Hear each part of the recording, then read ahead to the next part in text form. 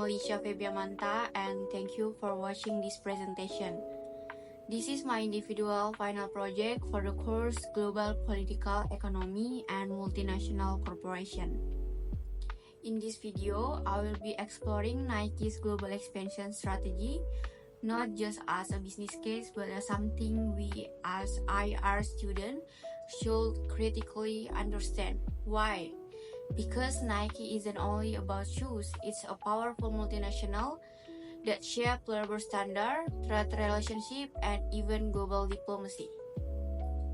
I walk you through this case using several core theories we've learned. Oli theory, global production networks, Porter's model, and the sustainable business model canvas. When people hear Nike, they usually think of athletics, sponsorship, and cool design. But behind all that, Nike operates one of the most complex global supply chains in the world. Nike has outsourced most of its manufacturing to Asia, especially Vietnam, Indonesia, and China. Among these three, Vietnam has become Nike's stronger base thanks to its growing export industry and for manufacturing policies. Indonesia remains important but faces infrastructure gaps. China, while still relevant, is becoming less competitive due to rising wage and political tension. In this presentation, I'll focus mainly on Nike expansion in Vietnam because it's where their global strategy and local advantage align best. Why is relevant for international relations? Because companies like Nike are just economy actors, they're also political players. They negotiate trade rules, shape labor practices, and influence international norms. Studying Nike helps us understand how power works in today's global world. To understand why Nike expands globally, we can use the Oli paradigm, also known as the eclectic paradigm, developed by John Dunning. This framework offers a comprehensive way to assess the motives behind international production by multinational enterprises (MNEs). The origins of Oli are quite interesting.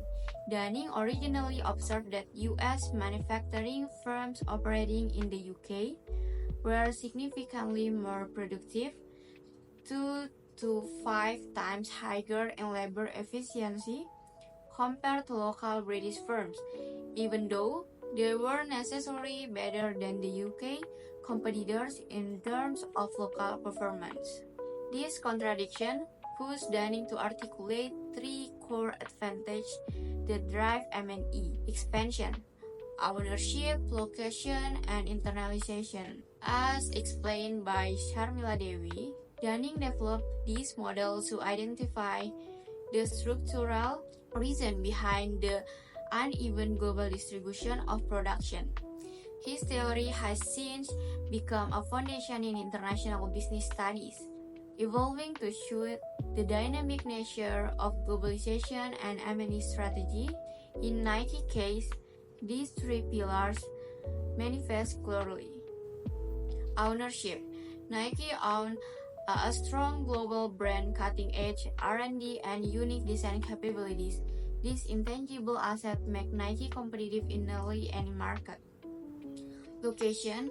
Nike chooses to produce in countries like Vietnam due to low labor costs, trade advantage, and regional supply chain.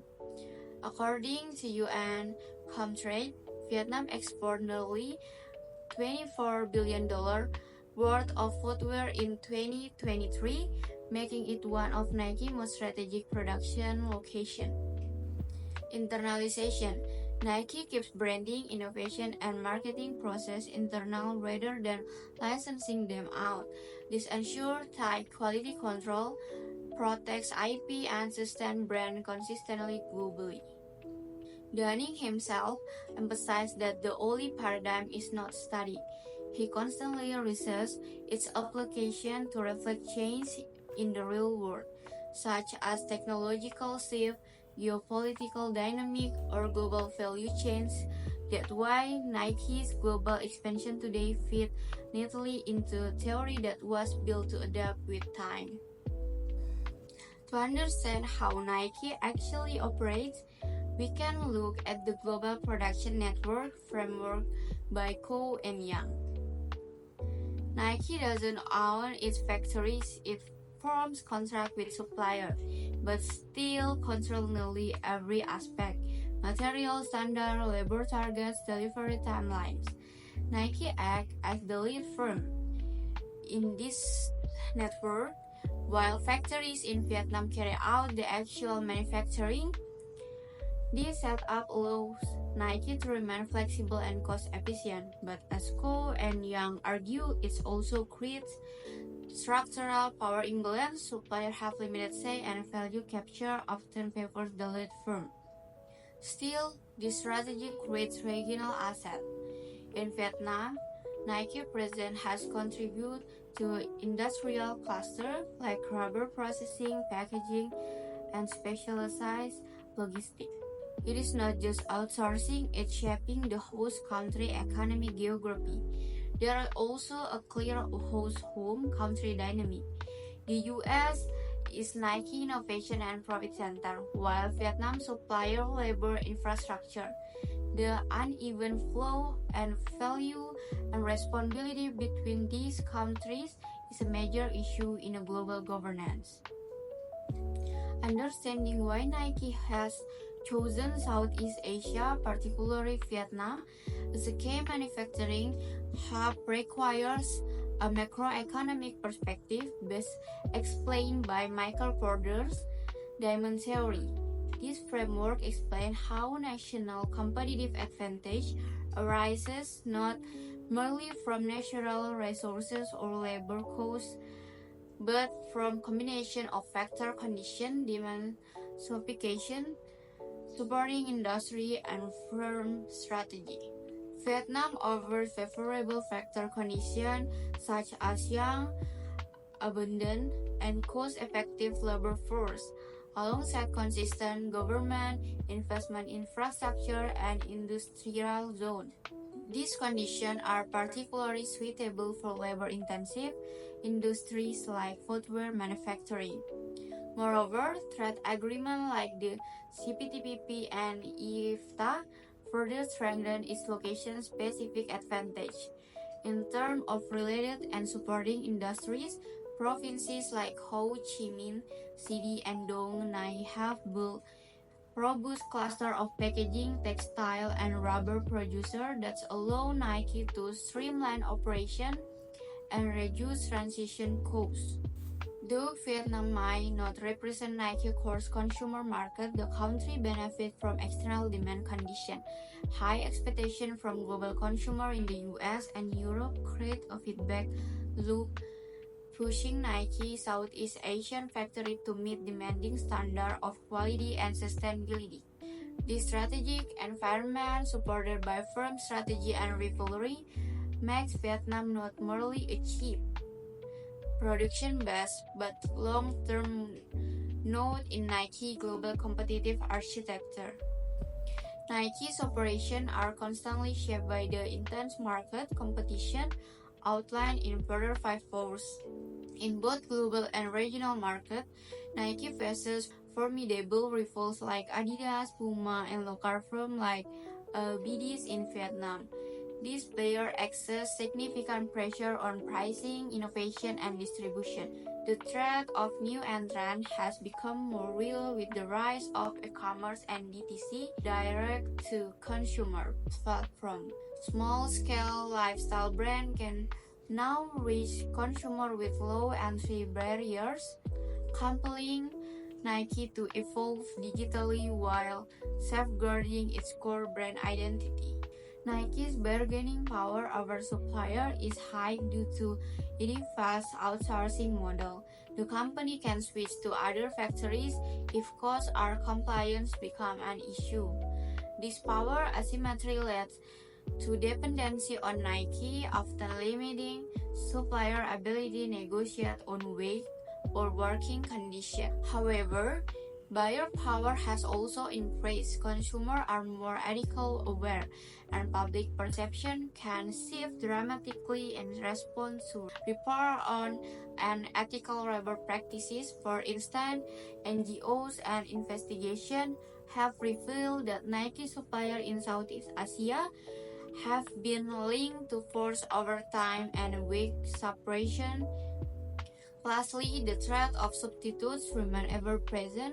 Athleisure, fast fashion, and sustainable sneaker startups all compete for the same market share. Nike must therefore maintain not only innovation and performance but also social trust. Over the past 2 decades, Nike has attempted to transform itself from a symbol of sweatshop labor into champion of sustainability, while public campaigns like Move to Zero showcase bold ambition.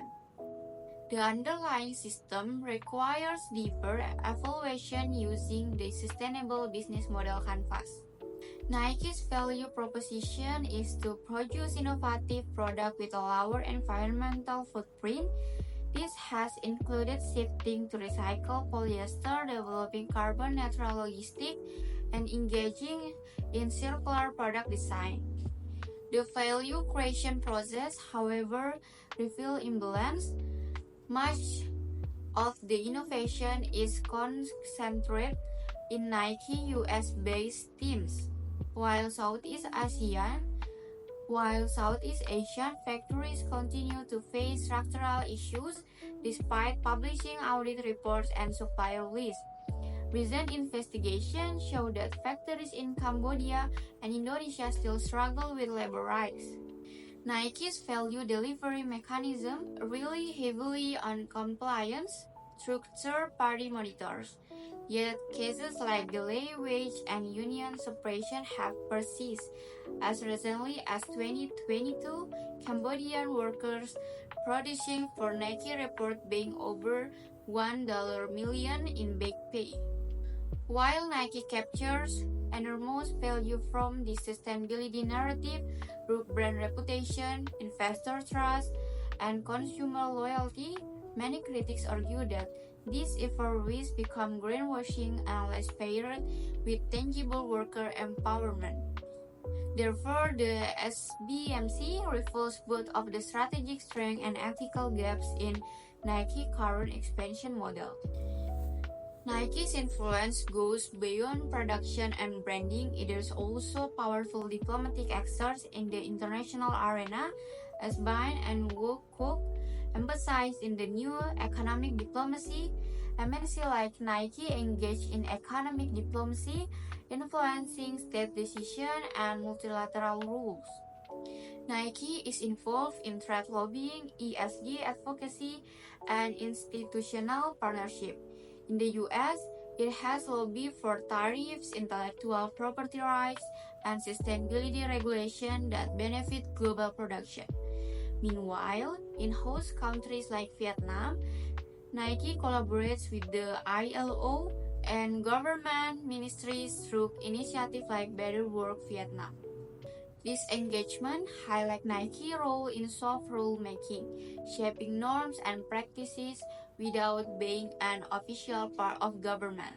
While this can facilitate knowledge transfer and economic reform, it also raises questions about accountability.